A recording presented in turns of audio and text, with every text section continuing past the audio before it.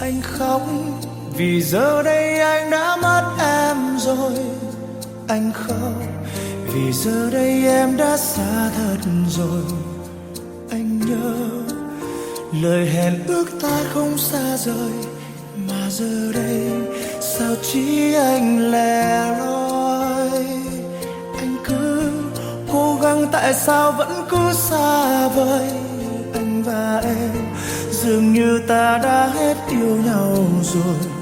Em hãy nói cho anh nghe đi hỡi người yêu ơi, tại sao giờ chúng ta lìa đôi?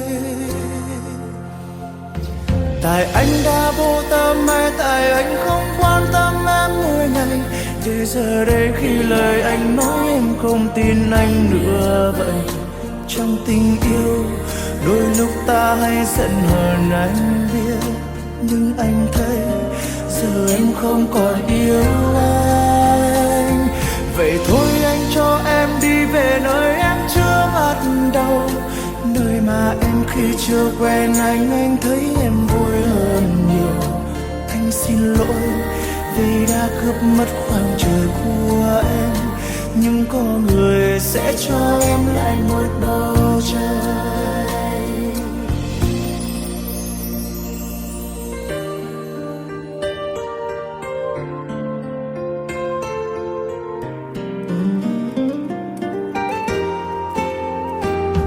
Anh khóc vì giờ đây anh đã mất em rồi. Anh khóc vì giờ đây em đã xa thật rồi.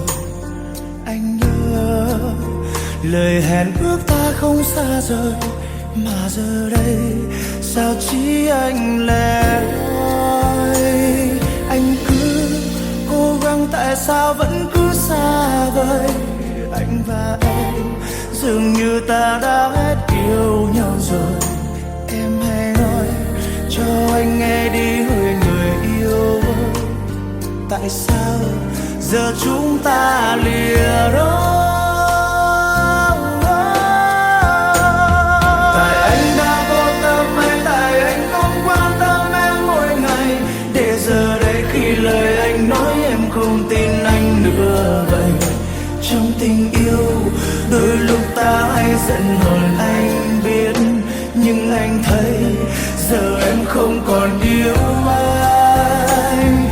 Vậy thôi anh cho em đi về nơi em chưa bắt đầu, nơi mà em khi chưa quen anh thấy em vui hơn nhiều. Anh xin lỗi vì đã cướp mất khoảng trời của em, nhưng có người sẽ cho em lại một bầu trời.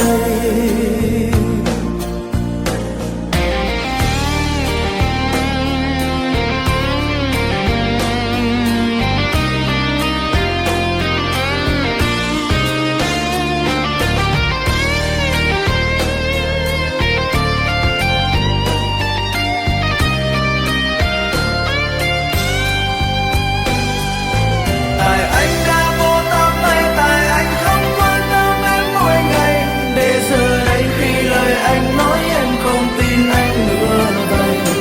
Trong tình yêu đôi lúc ta hay giận hờn anh biết, nhưng anh thấy giờ em không còn yêu anh. Vậy thôi anh cho em đi về nơi em chưa bắt đầu, nơi mà em khi chưa quen anh thấy em vui hơn nhiều.